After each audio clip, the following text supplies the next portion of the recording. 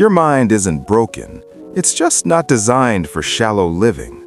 If silence feels uncomfortable, if your thoughts get louder the moment the world goes quiet, if you replay conversations in your head for days, this isn't a flaw. It's not something that needs to be fixed. It's a feature no one ever taught you how to use. Most people can turn their minds off like a light switch. They finish a conversation and move on. They lie down at night and fall asleep within minutes. But you're still awake at 2 a.m. replaying a sentence someone said, wondering why they chose that word instead of another, analyzing what they really meant when they said maybe instead of yes. And everyone keeps telling you the same thing. Stop thinking so much, relax, let it go, as if it were that simple. This video isn't here to tell you to stop thinking. It's here to show you why your mind works the way it does and how to work with it instead of constantly fighting against it. You didn't wake up one day and decide to be someone who overthinks everything. Your mind has always worked this way. Maybe when you were a kid, you asked too many questions. While other kids were running outside, you were inside, reading, imagining, creating entire worlds in your head.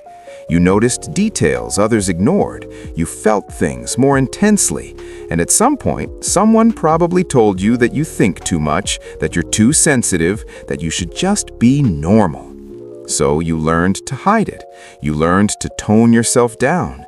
You learned to smile, nod, and keep your deeper thoughts to yourself. But no matter how hard you tried, you could never completely turn it off. While others disconnect, you reflect.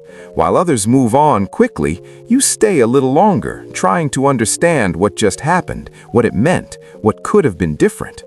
At some point, you realized you think differently than most people. Maybe you were at a party, surrounded by people, music playing, conversations everywhere, and yet you felt completely alone. Not because you didn't like them, not because they were doing anything wrong, but because the conversations felt empty, surface level, safe. And inside your head, a quiet frustration appeared. Can we talk about something real? Someone complains about traffic, and your mind drifts to existential questions about time and meaning. Someone stresses about a deadline, and you start questioning the direction of your entire career, your purpose, your future. And sooner or later, that silent question shows up. Why does this affect me so much? Slowly, you begin to feel out of place. Not superior, not inferior, just different. Like you're tuned to a deeper frequency that most people don't even notice. And the loneliest part isn't the difference itself, it's that no one seems to see it. Because you've gotten very good at hiding it. You smile, you laugh at the right moments, you say you're fine. But inside, you're carrying an entire universe of thoughts, emotions, and questions that no one else can see. Thinking deeply is a skill. It's actually a strength. But without structure, that strength turns into a burden.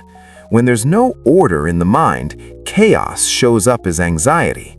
Thoughts pile up. One worry leads to another. One question creates 10 more. Your mind becomes like a computer with dozens of tabs open, all running at the same time, each demanding your attention. You're not just anxious, you're anxious about being anxious. You're not just tired, you feel exhausted even on days when you haven't done anything physical. Because mental exhaustion is real, and it drains you in ways people around you don't always understand. Even when you try to relax, your mind doesn't stop. You watch a movie and analyze the plot, the characters, the hidden meaning. You lie in bed hoping to sleep, and your brain decides this is the perfect moment to replay every awkward interaction, every embarrassing mistake, every "I should have said this instead" from your past. This is what happens when reflection turns into rumination, when thinking, instead of helping, starts to hurt. Rumination is when your mind gets stuck in a loop. A conversation ends in real life, but it continues endlessly in your head. A decision is made, but you replay every detail, every alternative, every possible outcome. And the worst part is that you know it's happening. You know it's not productive. You know it's not helping, but you can't stop because your mind is convinced that if you think about it just one more time, you'll finally get clarity. But reflection moves forward. Rumination stays stuck. Thinking without direction doesn't bring answers. It multiplies anxiety. And nothing is wrong with you for experiencing this. You don't need a new personality. You don't need to become less sensitive. You just need to learn how to break the cycle. A big part of that starts with understanding your emotions. When you don't know what you're feeling, the emotion grows and spreads. Sometimes you think you're tired, but you're actually frustrated. Sometimes you think you're confused, but you're afraid of making the wrong choice, afraid of being judged, afraid of failing. Sometimes you think you're angry, but you're hurt because you care deeply and feel things others brush off easily. When you name what you're feeling, it loses power. Instead of being swallowed by a vague sense of heaviness, you can ask, am I anxious, sad, overwhelmed, disappointed, lonely? Once you can name it, it becomes something you can work with. You can't change what you can't identify. And here's something else that changes everything. Not every thought you have deserves your attention. Your mind produces thousands of thoughts every day. Some are useful, some are neutral, some are complete lies. Just because a thought feels real doesn't mean it is real.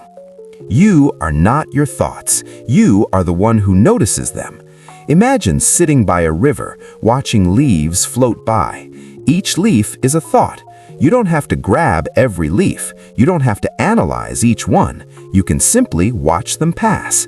That small distance between you and your thoughts is where calm begins. Mindfulness isn't about stopping your thoughts. It's about creating space around them so they don't control your mood, your energy, or your sense of self. You're not your anxiety. You're not your overthinking. You're the awareness that notices all of it. The modern world isn't kind to deep minds. Constant noise, endless stimulation, surface-level interactions. For a long time, you probably thought something was wrong with you because you didn't fit into that rhythm. But the truth is, the world needs people who think deeply. You notice patterns others miss. You sense shifts in energy. You feel when something is off before anyone else says a word. Your depth was never the problem. The problem was being told that depth was a weakness instead of a strength. It's not a weakness, it's a gift. But like any gift, it needs direction, otherwise it becomes heavy. You don't need to stop thinking, you need to stop carrying everything alone inside your head. Think of your mind like a storage room. Every thought, every worry, every responsibility gets thrown inside. Over time, there's no space to move, so instead of adding more, you organize. Here's a simple practice to start tonight. Before bed, set a timer for 10 minutes and write down everything that's on your mind. Every worry, every task, every unfinished thought.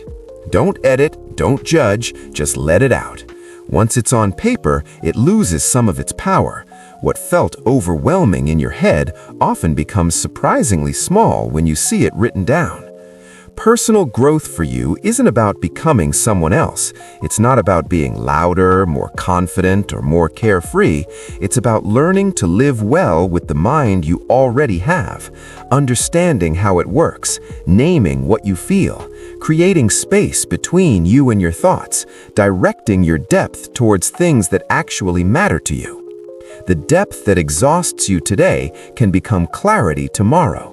The overthinking that keeps you awake at night can turn into insight, creativity, and wisdom.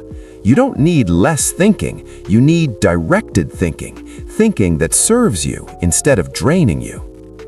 If this video spoke to you, you're exactly where you need to be. This space exists for people who feel deeply, think intensely, and are learning how to work with their mind instead of fighting it. You're not broken. You're not too sensitive. You're not overthinking. You're just deep. And the world needs more of that. See you in the next one.